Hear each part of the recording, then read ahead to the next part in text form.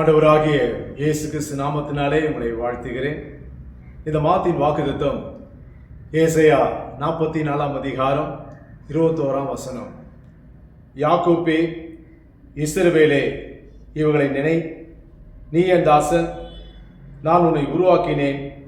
நீ என் தாசன், இஸ்ரவேலே, நீ என்னால் மறக்கப்படுவதில்லை. இந்த வார்த்தையிலே குறிப்பான வாக்குத்தத்தம் என்னவென்றால், நீ என்னால் மறக்கப்படுவதில்லை. வெகு காலம் கழித்து உன் நண்பருக்கு ஃபோன் பண்ணும்போது அவர் சொல்வார்கள், இப்போதாம உன்னை நினைச்சேன் என்று சொல்வார்கள்.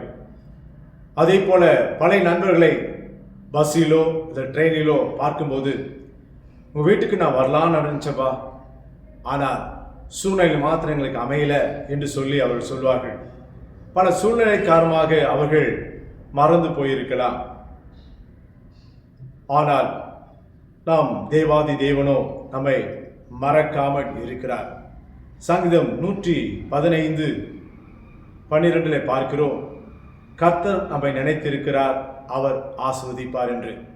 நம்மை நினைக்கிற ஒரு தேவன் உண்டு என்பதை நாம் மறந்துவிடக்கூடாது. ஆனாலும் சில நேரங்களில் என் பிள்ளைகளுடைய திருமணத்துக்காக நான் ஜெபித்துக் கொண்டிருக்கிறேன். என்னுடைய பிள்ளை பேருக்காக நான் ஜெபித்துக் கொண்டிருக்கிறேன். நான் வீடு கட்ட வேண்டும் என்று நினைத்து ஜெபித்துக் கொண்டிருக்கிறேன். நான் வேலை ஸ்தலத்தில் நான் நினைத்த ப்ரமோஷனுக்கு வரவில்லை என்று கூட நீங்கள் ஜெபித்துக் கொண்டிருக்கலாம். ஆனால் கர்த்தர் என்னை மறந்து விட்டாரா என்று கூட நீங்கள் நினைக்கலாம். ஆனால் அவர் உங்களை மறக்காத தேவன். ஏசாயா 49 அதிகாரம் 15 வசனத்தில் பார்க்கிறோம், ஸ்திரீயானவள் தன் கற்பத்தின் பிள்ளைக்கு இறங்காமல் தன் பாலகனை மறப்பாலோ?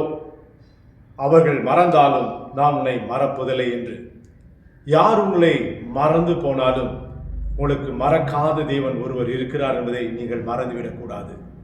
இந்த மாதத்திலே தேவன் தாமே உங்களை நினைப்பது மாத்திரமல்ல, உங்களை மறக்காமல் நீங்கள் எதிர்பார்க்கிற காரியங்களை உங்கள் வாழ்க்கையில் நிறைவேற்றும்படி கர்த்தர் செய்வார்.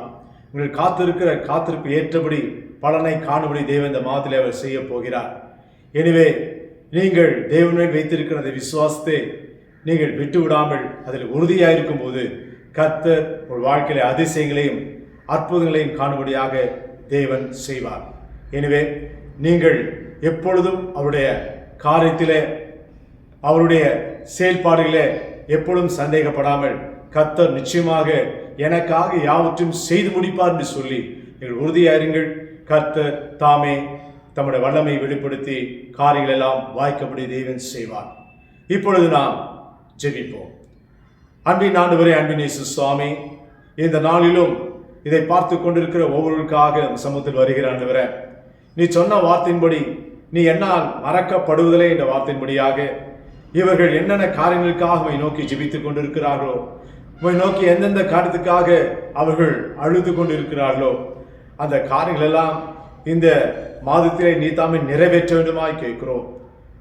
அவருடைய கண்ணீரை நீ துடைப்பீராக, அழுகையின் சத்தத்தை நீ நிறுத்தி நீரே அற்புதம் செய்கிறவர், நீரே அதிசயங்களை செய்கிறவர் என்பதை இவர்கள் கண்கள் காண அப்பா நீரே உதவி செய்வீராக.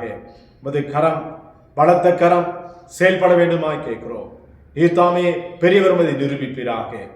இயேசு கிறிஸ்து வல்லவன நாமத்தை ஜெபிக்கிறோம் ஜீவன நல்ல பிதாவே, ஆமென், ஆமென். கர்த்தர் தாமே உங்களை ஆசீர்வதிப்பாராக. God bless you.